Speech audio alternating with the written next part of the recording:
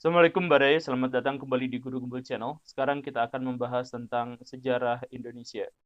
Kita sudah tahu bahwa sejarah memang ditulis oleh pihak tertentu dan pihak tertentu itu biasanya berkepentingan atas masa lalu. Nah, sepanjang sekolah kita tahu bahwa Indonesia merdeka 17 Agustus tahun 1945. Itu perspektif orang Indonesia dalam kacamata Indonesia dengan kepentingan orang Indonesia. Nah, sekarang kita akan membahas dalam perspektif Belanda. Bagaimana kemerdekaan Indonesia yang ternyata menurut mereka bukan 17 Agustus 1945. Lagi-lagi mereka juga punya kepentingan tersendiri terkait hal itu. Makanya, yuk kita sama-sama melihat apa perspektif mereka. Kita mulai.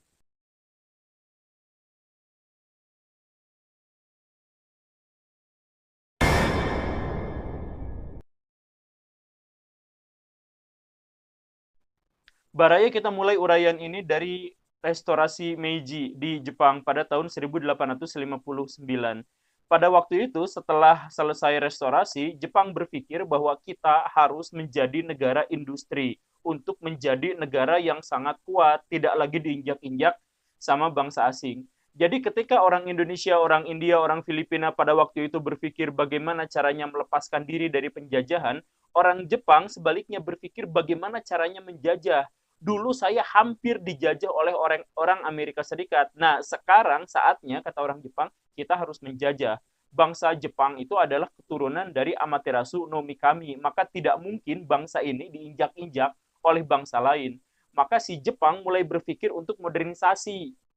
Untuk menjadi negara modern, maka dia harus menjadi negara industri. Dan pada waktu itu, bahkan sampai sekarang, untuk menjadi negara industri itu harus menjajah.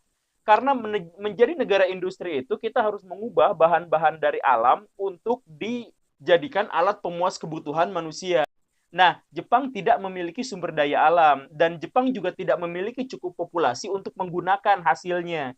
Sehingga negara manapun yang namanya negara industri di kala itu harus menjajah.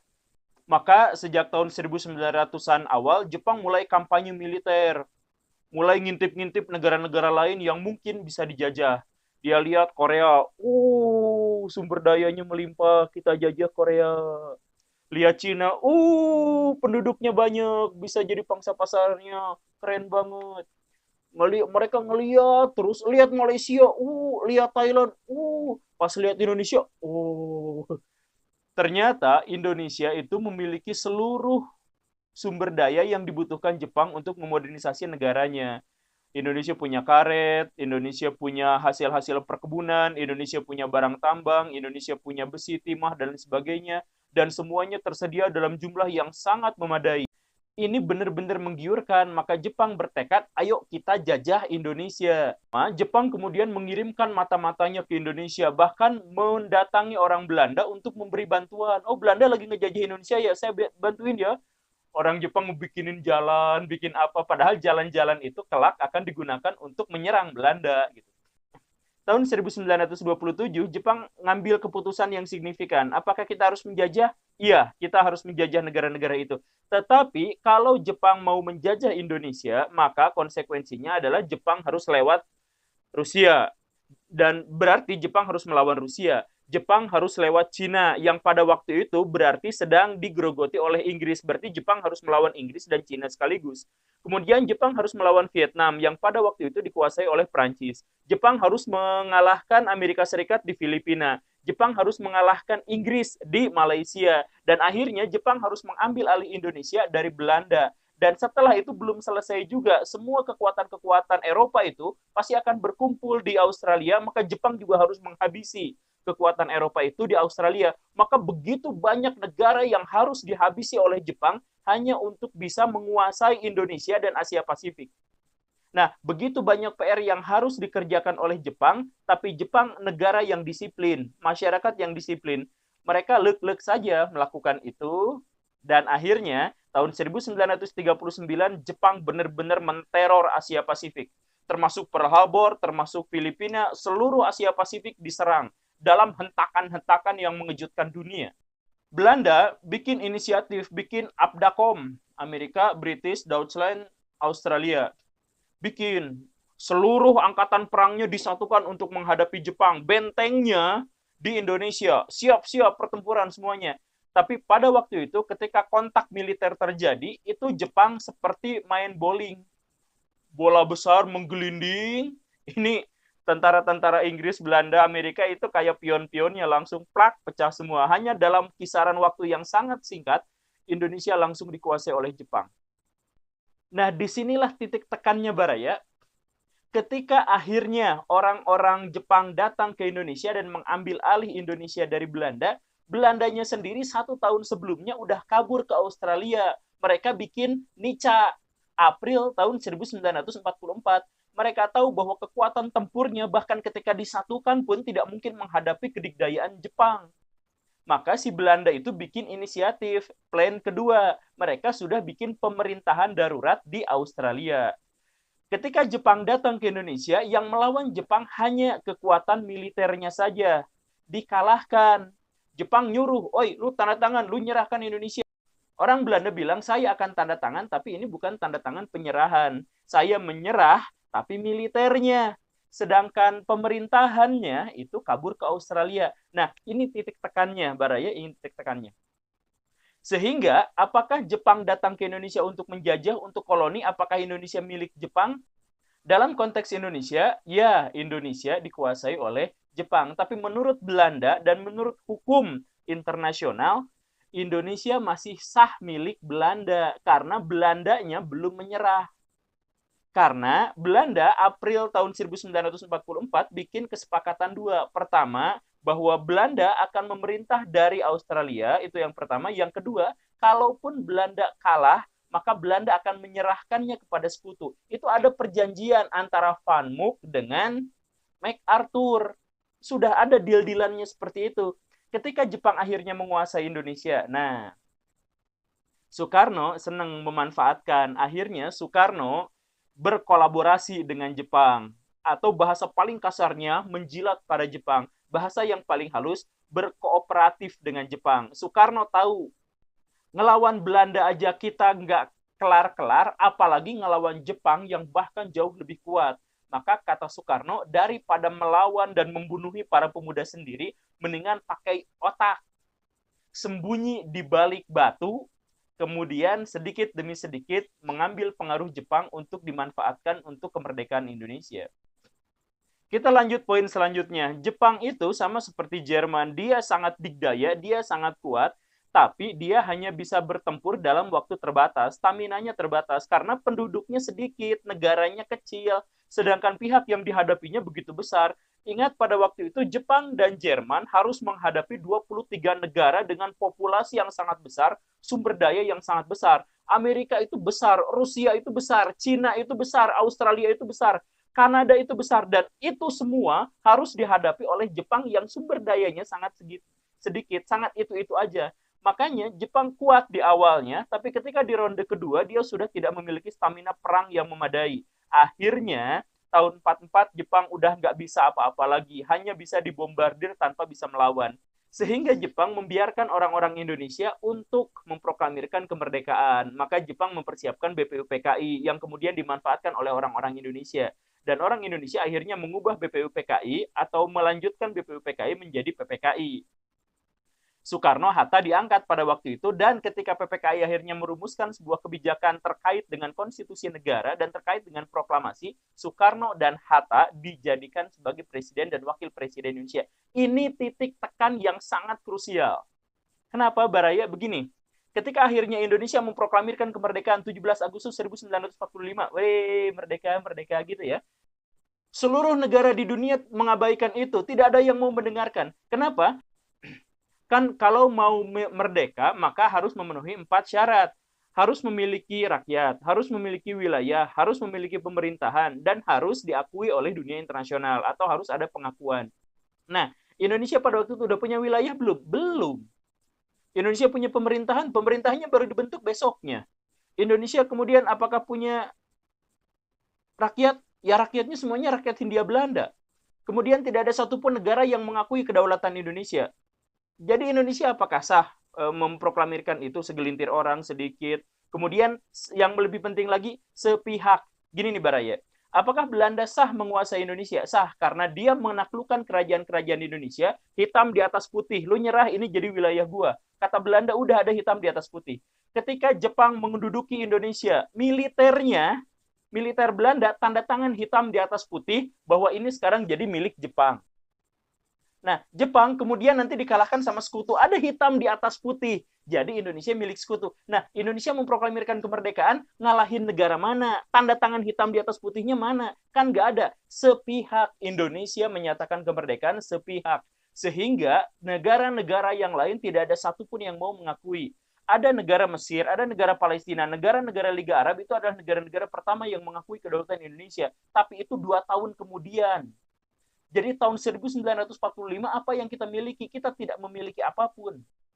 Alasan lain yang tidak bisa diabaikan dalam hal ini juga adalah Soekarno dan Hatta, tadi kita singgung, adalah kolaborator Jepang, adalah kooperatif dengan Jepang.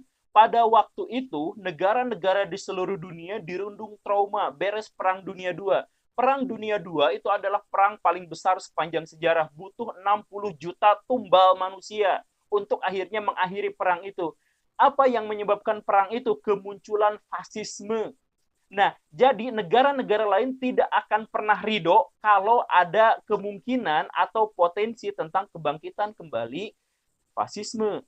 Jepang jelas fasisme. Ketika Indonesia merdeka secara sepihak, bayangkan, Jepang dikalahkan 14 Agustus 1945. Tiba-tiba 17 Agustus, 2 hari kemudian, Indonesia sudah memproklamirkan kemerdekaan. Maka kata negara-negara lain, berarti persiapan kemerdekaan itu sudah dilaksanakan jauh-jauh hari sebelumnya. Kapan jauh-jauh hari sebelumnya yang dimaksud itu? Pas zaman penjajahan Jepang. Dan terbukti bahwa Jepang ikut bikin BPUPKI. Artinya dalam hal ini, kemerdekaan Indonesia dalam perspektif Belanda dan negara barat difasilitasi oleh Jepang, difasilitasi oleh negara fasis. Terbukti Soekarno-Hatta sebagai kolaborator Jepang diangkat jadi presiden dan wakil presiden. Artinya Indonesia adalah negara fasis kedua.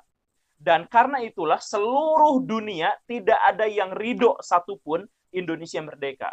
Maka wajar bulan Agustus ketika tentara sekutu datang ke Indonesia, Belanda membonceng. Kita selalu punya istilah membonceng ya. Belanda atau Nika membonceng tentara sekutu. Kenapa harus membonceng?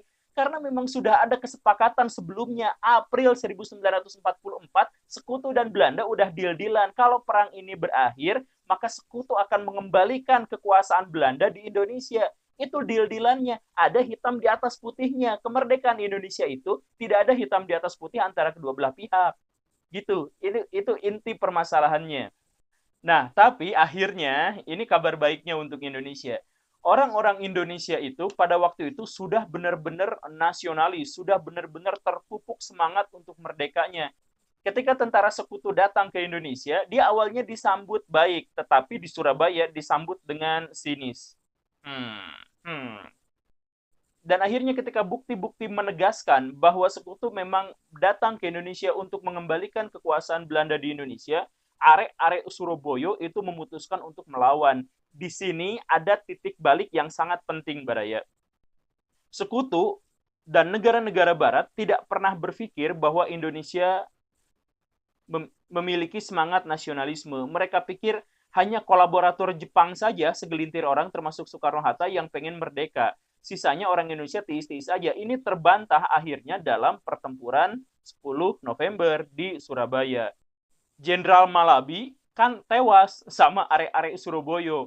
Orang-orang Inggris marah besar. Maka orang-orang Inggris itu benar-benar mengultimatum Surabaya. Bukan mengultimatum karena pengen ngancem, ini mah benar-benar karena mau nyerang aja. Maka tak lama kemudian setelah ultimatum itu, serangan besar-besaran terjadi. Tentara sekutu melawan Indonesia.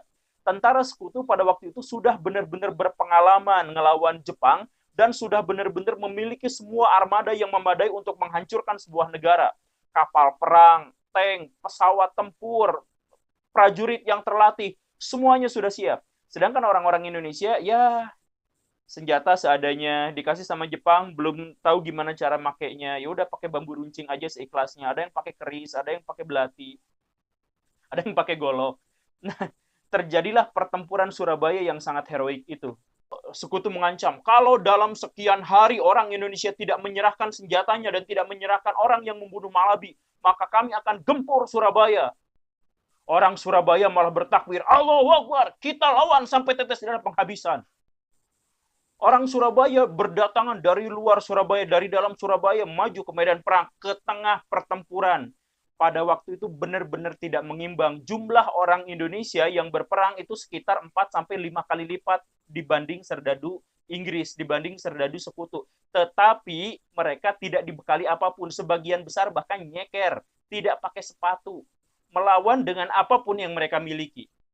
Sautan takbir menggema di mana-mana disertai oleh rentetan suara peluru, desingan peluru, mortir, ledakan bom, jeritan, tangis, pecah, semuanya terjadi di situ. Dan ada cerita unik di situ. Kan sebagian besar tentara sekutu itu berasal dari batalion di India.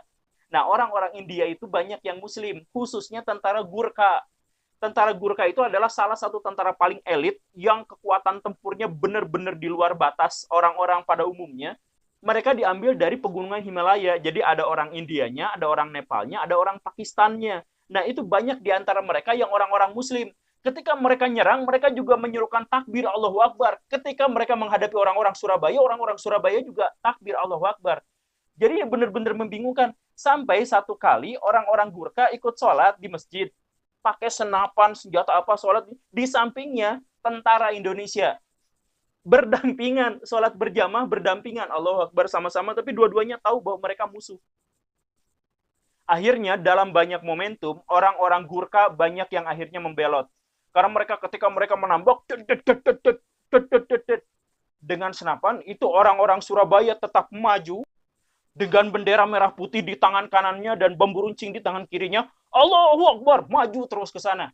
Ditembak, tidak ada habisnya. Orang-orang hanya berteriak tentang Allahu Akbar dan bergelimpangan pada akhirnya. Orang-orang Gurkha nggak ada yang bisa ngelihat ini semua. Stres mereka. Mereka Muslim, kami juga Muslim. Atau ada orang India yang Hindu. Mereka pengen merdeka, kita juga pengen merdeka. Kenapa kita saling bunuh? Akhirnya sekitar 1.000-an, 600 sampai 1.000 orang Gurkha itu membelot, disersi. Udah, gua nyerah aja. Gua nggak mau ngelawan lagi orang-orang Indonesia. Makanya banyak di antara mereka yang balik nyerang orang Inggris dan kemudian menyerahkan senjata-senjatanya termasuk granat, bahkan ada yang memberikan tank kepada orang Indonesia karena tidak kuat dengan perang mental yang pada akhirnya terjadi di situ. Orang-orang arek-arek Surabaya itu nekatnya luar biasa. Senjata nggak seberapa, tapi maju terus. Ketika tentara sekutu akhirnya menduduki Surabaya sepenuhnya, yang nyerah malah tentara sekutu. Akhirnya, ya udah, gua mundur, nyerahin ke Belanda. Dah, ini urusan lu. Gua udah gak mau ikut campur lagi sama urusan lu sama Indonesia. Sekutu pergi sejak saat itu dan akhirnya duel maut terjadi antara Indonesia versus Belanda. Ini poin pentingnya. Walaupun sekutu pada akhirnya masih akan membantu Belanda di beberapa tempat, tapi sekutu pada waktu itu sudah hampir tidak memiliki kepentingan apapun. Ya udahlah, kalau damai gua ikutan, tapi kalau nggak damai gua mundur aja gitu. Ya udah, dimulailah perundingan Linggarjati. Siapa delegasi dari Indonesia? Ini penting. Sultan Syahrir. Siapakah dia? Dia adalah Perdana Menteri Indonesia. Masalahnya di mana? Masalahnya adalah dalam Konstitusi Indonesia, Undang-Undang Dasar 45 menyebut bahwa Indonesia itu tidak mungkin punya Perdana Menteri. Alasannya adalah karena Indonesia sistemnya presidensial. Tapi kenapa pada waktu itu Indonesia mengangkat Perdana Menteri? Syahrir diangkat karena dia non-kooperatif, dia musuh bebuyutan Jepang. Bahkan dia divonis hukuman mati oleh Jepang, untung saja pada waktu itu ditunda gara-gara diplomasi Soekarno. Nah, jadi Baraya di sini juga menegaskan bahwa Indonesia itu pada waktu itu belum merdeka karena belum diakui kedaulatannya oleh negara-negara lain. Tapi oke lah, perundingan Linggarjati. Ring. Hasilnya adalah, jadi Syahrir senang pada waktu itu pulang ke Soekarno. No, kita berhasil. Berhasil apa bro? Berhasil kita diakui kedaulatannya oleh Belanda. Serius, sumpah lo. Sumpah no, kita diakui kedaulatannya oleh Belanda. Sumatera, Jawa dikasih bonus Madura. Soekarno awalnya seneng, tiba-tiba serius bro. Iya. Bro, Indonesia itu dari Sabang sampai Merauke. Kalau lu cuma membebaskan Sumatera sama Jawa doang, itu mah namanya belum merdeka bro. Ya nggak apa-apa kan, setidaknya sebelumnya, kata Syahrir, kan sebelumnya kita tidak dapat pengakuan apapun dari dunia manapun. Ini dari Belanda saya dapat. Saya hebat kan? Hebat apaan, lo dipecat. Syahrir dipecat gara-gara itu, perselisihan itu. Ya, apa boleh buat, Soekarno juga kan pengennya memang luas Indonesia seperti yang sekarang ada. Tapi pada waktu itu belum. Syahrir dipecat, digantikan oleh Amir Syarifuddin. Amir Syarifuddin dituntut, lu harus bikin diplomasi gimana caranya agar Indonesia kembali diakui seluruhnya, bukan sepotong-sepotong. Siap bos, kata Amir Syarifuddin. Tapi hasil perundingan Linggarjati juga dalam konteks Belanda ini benar-benar mengecewakan. Belanda kesal luar biasa. Belanda pada waktu itu kan negaranya habis sama Nazi. Kemudian di Indonesia juga habis sama Jepang. Ketika Belanda akhirnya bisa mengembalikan kekuasaannya di Indonesia, dalam waktu singkat tiba-tiba Jawa dan Sumatera menjadi milik Indonesia. Padahal disitulah lumbung duitnya Belanda. Belanda nggak punya duit. Belanda habis di sana, habis di sini. Tentara di Indonesia yang harus dibiayai itu jumlahnya sekitar 100.000 orang, belum sipilnya, belum senjatanya, belum tank yang butuh bensinnya dan sebagainya. Kan Belandanya kacau, akhirnya aduh kenapa ini jadi milik Indonesia. Dia juga marah sama delegasinya, dipecat juga delegasinya. Tapi si Belanda ya udah, kita lakukan agresi militer. Dalam versi Belanda ini namanya adalah aksi polisional. Jadi Belanda nyerang wilayah-wilayah yang kaya akan sumber daya alam yang sudah bisa dikelola, yaitu sebagian wilayah Sumatera dan Jawa Barat, Priangan, perkebunannya. Diserang mendadak seperti itu, Indonesia kaget dan dalam waktu yang sangat singkat benar-benar bisa dikalahkan. Akhirnya sebagian Sumatera, Sumatera bagian utara, Sumatera bagian selatan, kemudian Jawa bagian barat, itu benar-benar menjadi milik Belanda. Orang Indonesia pemerintahannya harus dipindahkan ke Yogyakarta karena Jakarta itu sudah menjadi milik Belanda. Akhirnya TNI hijrah yang divisi Siliwangi itu jalan kaki dari Jawa Barat ke Jawa Tengah, mendaki gunung, lewati lembah, sungai mengalir indah, samudera bersama teman bertualang. Tempat yang baru belum pernah terjamah. Pindah semuanya ke sana. Orang Indonesia stres dan negara-negara yang lain juga marah. Woi Belanda, lu kan ada dalam perjanjian damai, kenapa lu nyerang? Ya udah kalau gitu perundingan lagi, kata Belanda. Ya udah perundingan lagi. Indonesia juga akhirnya ikut perundingan lagi. Sekarang di kapal Renville biar netral, katanya bukan di Belanda, bukan di Indonesia, tapi di kapal Amerika Serikat. Yuk netral. Tank. Siapa Indonesia delegasinya? Amir Syarifuddin. Dan dalam perundingan itu kalah Indonesia. Perundingan Renville menghasilkan keputusan bahwa seluruh wilayah yang diambil oleh Belanda dalam agresi militer Belanda I atau aksi polisional Belanda itu menjadi milik Belanda. Amir pulang, lesu, Pak, debatnya kalah, diplomasinya kalah, delegasi kita semuanya kalah. Akhirnya apa boleh buat? Indonesia yang tinggal sedikit malah menjadi semakin sedikit. Dan dalam kondisi yang lebih buruk lagi bisa digambarkan, Indonesia kala itu diblokade ekonominya. Kapal-kapal perang mengelilingi wilayah Indonesia, kapal nelayan ekspor impor semuanya terhenti di situ. Kemudian Indonesia juga kehilangan sumber daya alam yang bisa dikelola. Lebih buruk lagi apa? Amir Syarifuddin setelah dipecat dari situ, dia malah mengumpulkan pasukan. Kan pengganti Amir Syarifuddin itu adalah Muhammad Hatta. Gak ada orang lain lagi. Ya udah akhirnya pemimpinnya turun gunung. Gualah yang jadi perdana menterinya sekarang. Ketika Hatta naik, dia langsung mengeluarkan kebijakan reorganisasi dan rasionalisasi terhadap tentara. Menurut Hatta, dalam analisisnya, kenapa Indonesia kalah perang terus ngelawan Belanda? Karena mereka profesional, sedangkan tentara kita adalah tentara laskar. Daripada kita membiayai tentara yang jumlahnya sangat banyak, bahkan tidak terhitung, ada catatan sampai 1 juta, tapi itu pun tidak jelas. Daripada seperti itu, mendingan sedikitkan tentara, tapi efektifkan mereka. Jumlahnya dari 1 juta dipangkas jadi 150.000 orang. 850.000 tentara akhirnya dipecat. Siapa mereka? Tentara-tentara yang memiliki tekad kuat tetapi tidak memiliki latar belakang militer. Nah, tetapi di antara barisan tentara yang tersingkir itu juga adalah banyak barisannya Amir Syarifuddin, orang-orang sosialis dan orang-orang komunis. Mereka mengumpulkan diri di Jawa Tengah dan Jawa Timur. Kemudian dalam sebuah ledakan besar, mereka ciptakan peristiwa Madiun, pemberontakan PKI tahun 1948. Siapa pemimpinnya? Amir Syarifuddin dan orang yang baru datang dari Soviet, Musso. Amir Syarifuddin pengen balas dendam sama Hatta, kenapa dirinya dipecat. Musso pengen menjadikan Indonesia sebagai negara komunis. Nah, pemberontakan ini benar-benar bikin Indonesia kacau. Udah nggak punya duit, wilayahnya makin dikit, pemberontakan meletus. Itu divisi Siliwangi yang tadi saya bahas, yang harus datang dari Jawa Barat ke Jawa Tengah, Itu baru aja jalan kaki, lemes gitu. Datang perintah, itu habisi pemberontakan PKI Madiun. Capek, bro. Tapi yang namanya juga tentara, apa boleh buat, serang aja di situ.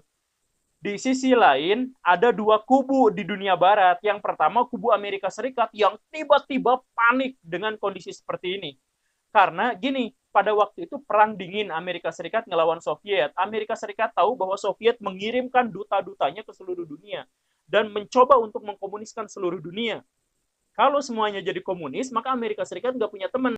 Cina udah jadi komunis, Laos jadi komunis, Vietnam komunis, Kamboja komunis, Myanmar komunis, masa Indonesia juga komunis? Itu kesel sekali, deg-degan Amerika Serikat. Jangan sampai pemberontakan PKI tahun 48 itu berhasil. Jangan sampai. Dan ketika akhirnya divisi Siliwangi dan gelora semangat yang dicorongkan oleh Soekarno itu benar-benar menggetarkan PKI Madiun dan akhirnya mereka bisa dilibas habis, orang Amerika Serikat tarik nafas. Untung, syukur Indonesia nggak jadi komunis. Mulai saat itulah Amerika Serikat berbalik arah menjadi mendukung Indonesia, kemerdekaan Indonesia. Tapi di sisi lain, orang Belanda, mumpung Indonesia nggak punya duit, nggak punya wilayah, rakyat berontak satu sama lain, ibu kota aja sampai dipindahin ke sana. Akhirnya keputusan Belanda adalah, ya udah kita bikin fatality, hancurkan Indonesia mumpung lagi habis-habisnya. Dan benar, Belanda langsung agresi militer Belanda ke sana, aksi polisional, Indonesia nggak bisa ngapa-ngapain, tetapi, nah ini licik-licikannya Soekarno, atau cerdik-cerdiknya Soekarno lah bahasa lebih halusnya ya. Sebelum ditangkap, beberapa jam sebelum ditangkap, Soekarno langsung ngirim telegram ke Bukit Tinggi. Akhirnya Syafruddin Prawira Negara jadi presiden, Belanda datang, nangkap Soekarno, Soekarno bilang, lo gagal nangkap pemimpin Indonesia. Jadi, ya kondisinya gitulah kurang lebihnya ya. Kata Belanda, gua cuman butuh waktu dikit aja untuk nangkep tuh Syafruddin Prawira Negara dan nangkap Sudirman sebagai militernya. Kalau dua orang itu udah selesai, lu abis, kata Belanda gitu. Dan ternyata salah besar, karena Sudirman itu adalah seorang perwira militer yang benar-benar jenius dalam tanda kutip.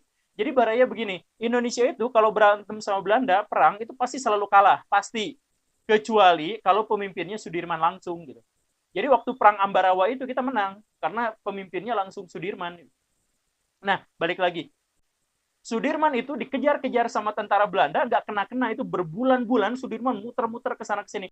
Banyak cerita-cerita mistik yang melingkupi penangkapan Sudirman yang gagal lagi, gagal lagi. Tapi akhirnya ketika Belanda benar-benar mengepung, mencari-cari di mana Sudirman berada, Sudirman sendiri sudah mempersiapkan seluruh tentara TNI ada di sekeliling Yogyakarta. Sehingga ketika tentara Belanda tercerai-berai nyari orang yang gak jelas, tiba-tiba jam 6 pagi 1 Maret Belanda baru bangun tidur. Sikat gigi, kicik. Ternyata ada granat lewat. Lutuk. Apa tuh? Tiba-tiba pekik takbir muncul di mana-mana. Di sekeliling Yogyakarta, takbir menggema di mana-mana. Allahu Akbar. Serangan dadakan dari seluruh wilayah di sekitar Yogyakarta menyerang ke tengah semuanya. Belanda gak punya persiapan, gak punya kesempatan, habis dalam sekali serangan. Kemudian dicorong radio ngomong, kalau Belanda ngaku-ngaku sudah menduduki Indonesia, itu bohong. Kami TNI masih menguasai Yogyakarta. Udah ngomong gitu, TNI kabur lagi. Kabur lagi dari Yogyakarta. Jadi ketika bala tentara bantuan Belanda udah terkonsolidasi dan akhirnya balik lagi ke Yogyakarta, mereka menemukan daerah yang sudah kosong. Mana siapa yang mau gua lawan? Tapi di kanan kiri jalan sudah berkibar merah putih. Sudah habis itu, rontok itu bendera-bendera Belanda. Marah. Tapi Belanda nggak bisa ngapa-ngapain. Dan siaran radio itu mengumumkan kepada dunia, dan akhirnya Belanda benar-benar dibully oleh seluruh dunia. Oi Belanda, ini buktinya Indonesia masih ada. Lu kemarin bohong. Lu kemarin bilang bahwa Indonesia bakal gini. Tapi sekarang ternyata Indonesia masih kuat. Pertukaran dari mana-mana.